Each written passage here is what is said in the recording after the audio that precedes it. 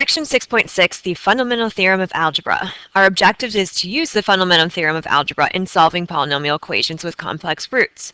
We have solved polynomial equations and found that their roots have been integers, rational numbers, and irrational numbers, and imaginary numbers. But can all polynomial equations be solved using complex numbers? In 1799, the German mathematician Carl Friedrich Gauss proved that the answer to this question is yes. His theorem is called the fundamental theorem of algebra, and of course it must be a big theorem if it's called the fundamental theorem of algebra, which is what we're learning.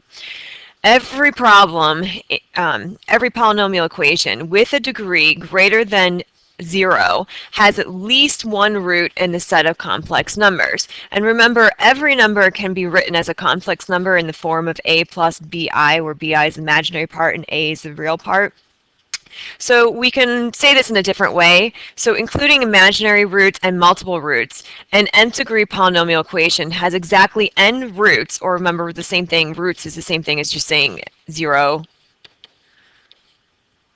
Or it's also the same thing as saying the x-intercepts. So the related polynomial function has exactly n zeros. We can factor a polynomial degree n into n linear factors. So this is what I was saying before, that whatever the degree of your equation is, that is how many zeros you should be able to find, whether they're real, imaginary, or irrational or rational. Now, for the equation that we're given here, we want to find the number of complex roots, the possible number of imaginary and real roots, and the possible rational roots. So complex roots means we want to figure out how many answers are we going to have for this equation. So in order to do that, we have to look at the degree. So when you're doing these problems, make sure your equation is in standard form, which our equation is, and then the degree is the one with the highest term. So this term is degree 3, this term is degree 2, 1, and 0. So the highest degree means that this polynomial is a degree of 3, and remember degree 3, the name for that is cubic. So the number of complex roots would then be 3 because the degree is 3. Then it says to find the possible number of an imaginary roots and the possible number of real roots. Now, when we're finding the possible number, we're really looking for the combinations. So possible number means to find combinations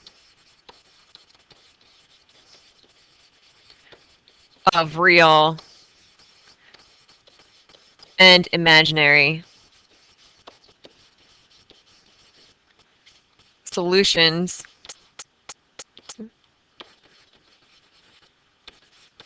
you can have. So again, we're finding the combinations of real and imaginary answers that we can have for the given equation. I'm going to make this a little bit small. Okay, I just moved that so that I can write over here.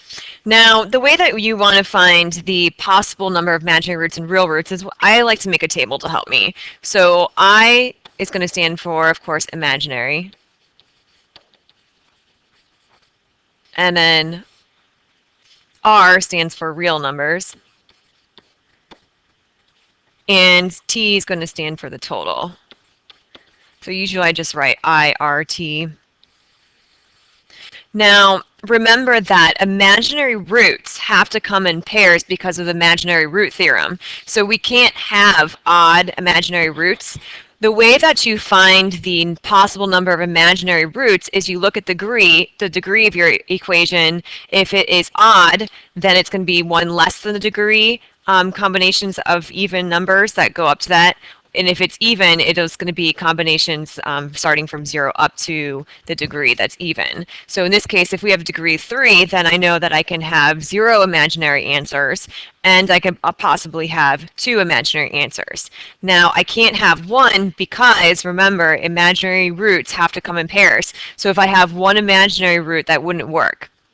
So now we need to come up with the possible number of real roots that we can have. Well, if we have 0 imaginary roots, then how many real roots would we have to have? Well, if this is a polynomial of degree 3, we would have to have 3 answers. So that means if I have 0 imaginary roots, then I would have 3 real roots. So then the total number of zeros that I would have would be 3. If I have 2 imaginary answers, then that means I have to have 1 real answer because the total between the two has to add up to the degree, which in this case is 3. So the possible number of imaginary roots would then be 0 and 2, and the possible number of real roots would be 1 and 3, or if you want to write 3 and 1, it doesn't really matter which way you write it. So those are the possibilities. Now, the next thing that we want to do is we want to find the possible rational roots. So we've done the possible rational roots before. Remember, the possible rational roots is your p over your q. So p, remember, is factors of the constant, which is 6, and the leading coefficient is your q, which in this case is 1. It's not written. So p over q is going to be plus or minus factors of 6. So 1, 2, 3, and 6 are factors, all over my constant factors, which is just 1. So then if I write this out, I have plus or minus 1, 2, 3, and 6. So plus or minus 1, 2, 3, and 6. Now, it didn't ask me to find the actual roots of this equation, so we don't have to do anything else. That's it. So let's go ahead and look at number 2. So for this equation, again, we're doing the same thing. If I want to find the number of complex roots, I have to figure out the degree. Well, this is already in standard form, so the degree of this equation is, in this case, 4. So then I know that this equation has to have 4 answers or 4 complex roots, whether they're real or imaginary. Now it says to find the possible number of imaginary roots and real roots. So I'm going to make my table I, R, T. Remember, I stands for imaginary, R stands for real, and T stands for the total number of zeros I have to have. So if this is a degree of 4, then I know I can have combinations for imaginary roots would start with 0, and then it would be 2, and then it would go up to the degree, which is 4. Remember, I can't have 1 or 3 because those are odd, and they wouldn't be a pair then if I had that for my imaginary answers. Now, because of this, I can figure out how many real I would have if I have that combination of imaginary. So I know my total for each of them has to be a total of 4 because the complex roots is 4 because the degree is 4. So if I have no imaginary answers, then that means I have to have 4 real. If I have 2 imaginary answers, that means I would have to have 2 real, because 2 plus 2 would be 4 answers then. If I have 4 imaginary, then I would have no real. So my possible number of roots for imaginary are even, 0, 2, and 4. And your answers for imaginary will always be even because they come in pairs. So if it's like the last one, it's 1 less than the degree. If it's odd, if it's even, it goes up to the degree that even pairs.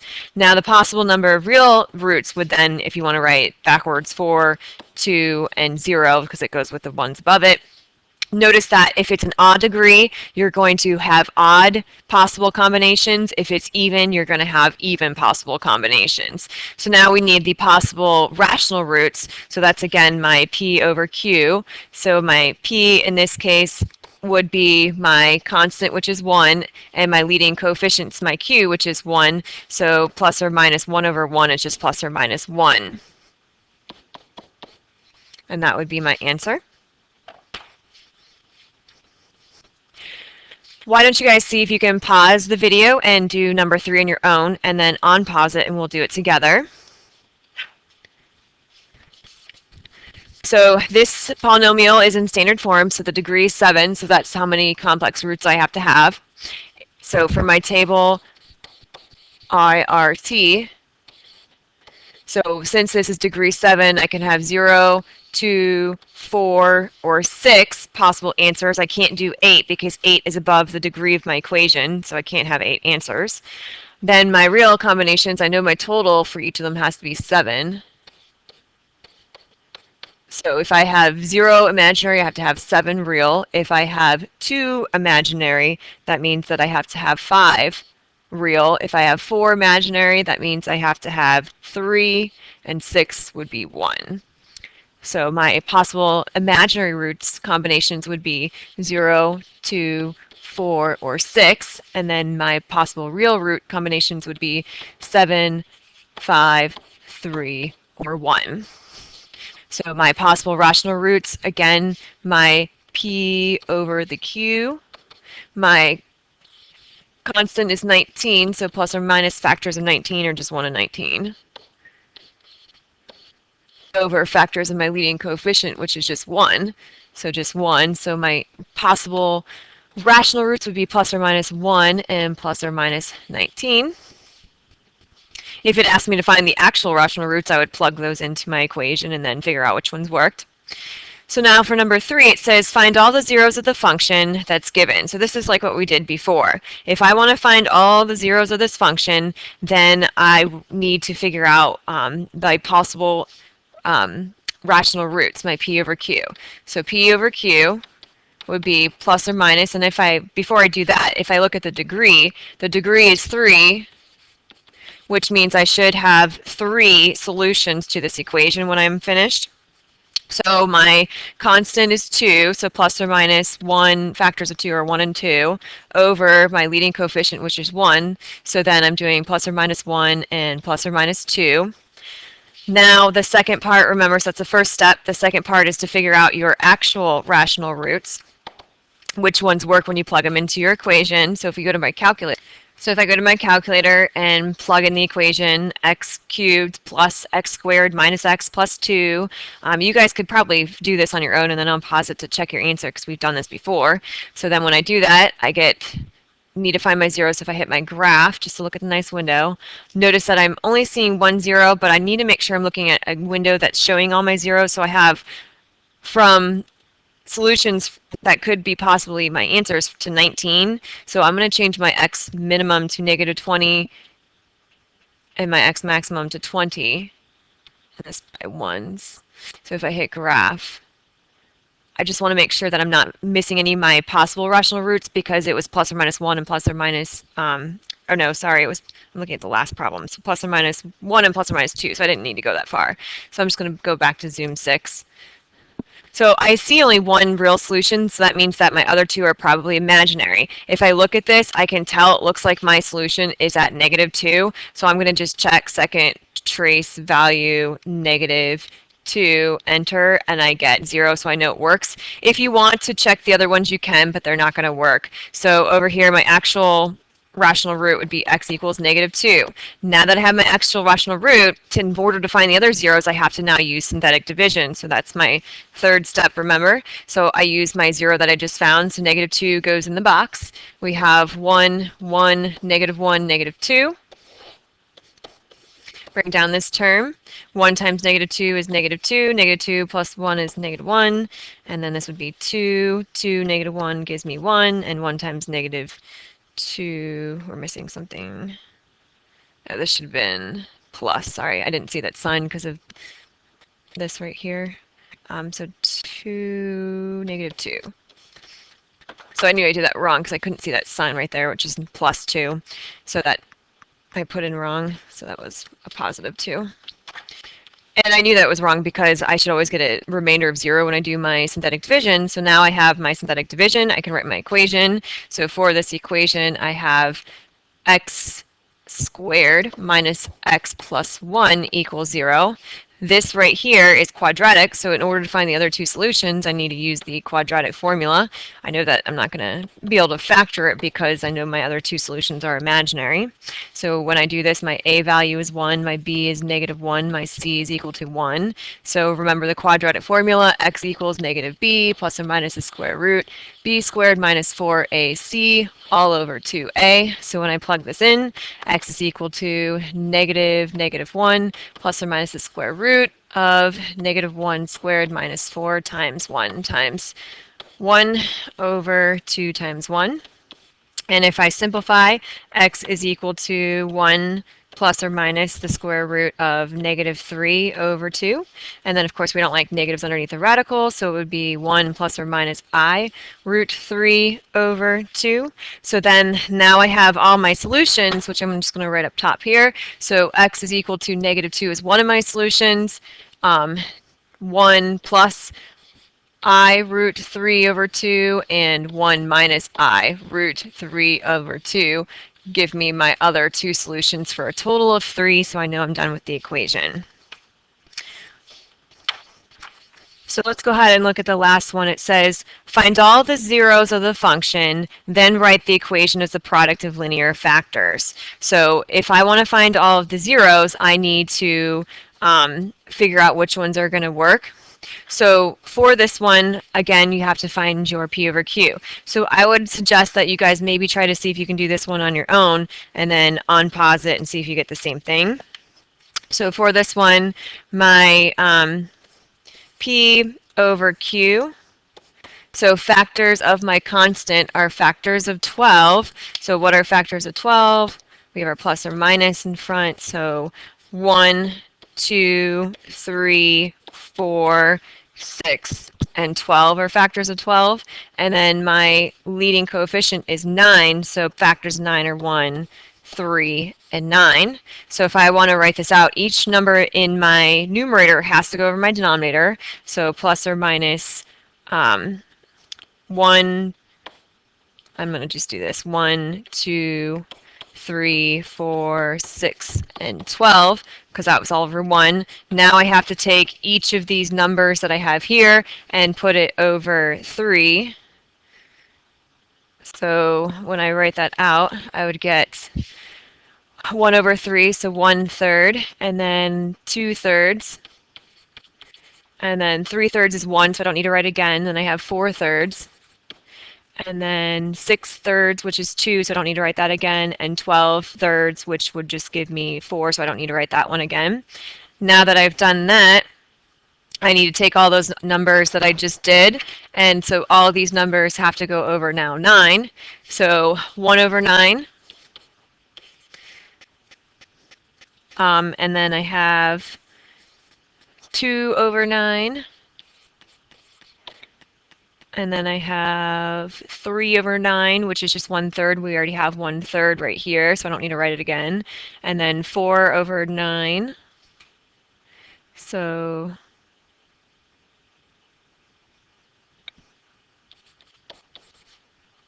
the next one I have is 6 over 9, and 6 over 9 reduces into 2/3, and I already got that one, so I don't need to rewrite it again.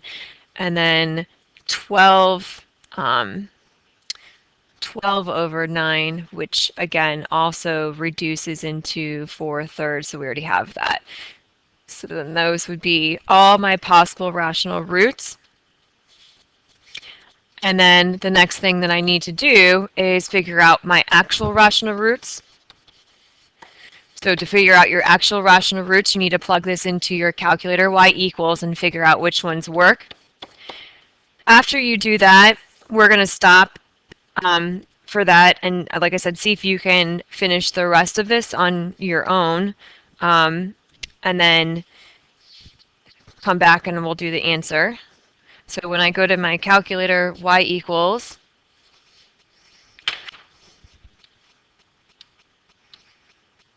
clear this out, I have 9x to the 4th plus 3x to the 3rd minus 30x squared plus 6x and then plus 12. So if I hit graph, I can see 1, 2 zeros on my graph. So if I look at this, my zeros are on the negative side, and my highest window that I should be looking at is from negative 12 to 12, because my highest and lowest possible root is plus or minus 12. So I'm going to change that just to make sure, which I don't see anything over there. So I'm actually going to change my window and maybe in closer. So I'm going to do negative 5 to 5 because I don't really need it that far away. So when I do that, I can see I have zeros here, here, and something going on there. So I'm going to try I'm going to do my table. So second window, I have right here on auto, from auto to ask. So if I go to my table, I'm going to try my numbers that I had. So I had 1, -1. So 1 works. If I do -1, that does not work. 2, -2, 3, -3, and then I had 2/3, -2/3. And I would keep on going and finding all these numbers. So I know that none of the other numbers are going to work, so to save time, I know that my zeros are going to be x equals 1 and -2. So now that I have my actual rational roots, this is when I do my synthetic division. It doesn't matter which one you pick first, you're going to end up with the same answer in the end. So I'm just going to do synthetic division with 1 first. And make sure your polynomial is in standard form, and if you're missing any zero placeholders, make sure to write those in. So 9 times 1 is 9. And then remember, you add these together. So 12. 12 times 1 is 12. And then this would be -18. So I get my remainder of 0. And then remember, when you have another 0, you have to do synthetic division again with that second 0. So if you wanted to write this out with the x's, you can, but it's not necessary. Remember, you can just put your 0 right here and do your synthetic division. So when I do that, I end up with 9 times -2, which is -18. It's -6.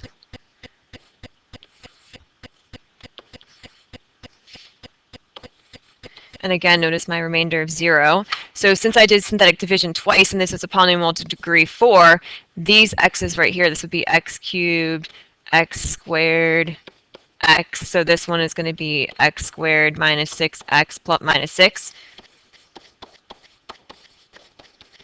Now to find the remaining zeros that I have, I can use the quadratic formula. So my a is 9, my b is -6, my c is -6. Oops. And when I do my quadratic formula,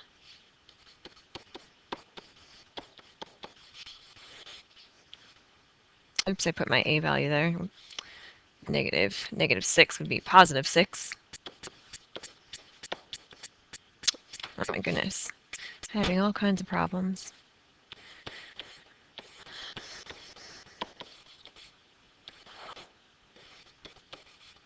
Okay, so when I simplify this, I get x is equal to 6 plus or minus the square root of 252 over 18. And then 252 is going to simplify, so I get 6 plus or minus 6 root 7 over 18. I can factor out that 6 in the numerator.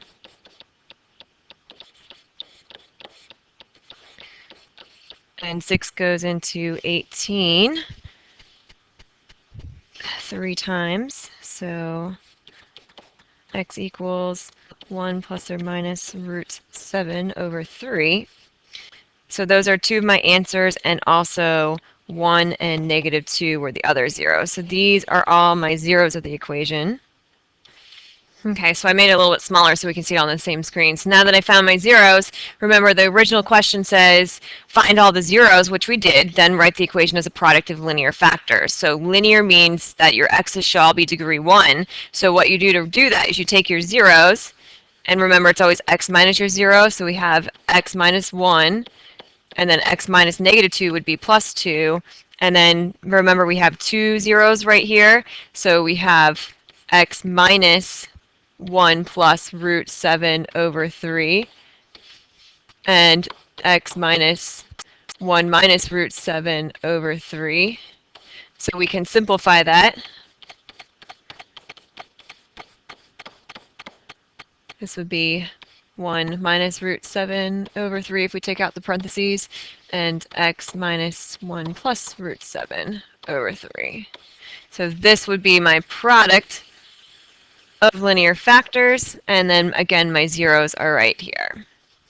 So just bring this with you to class, and we're going to do more practice in class.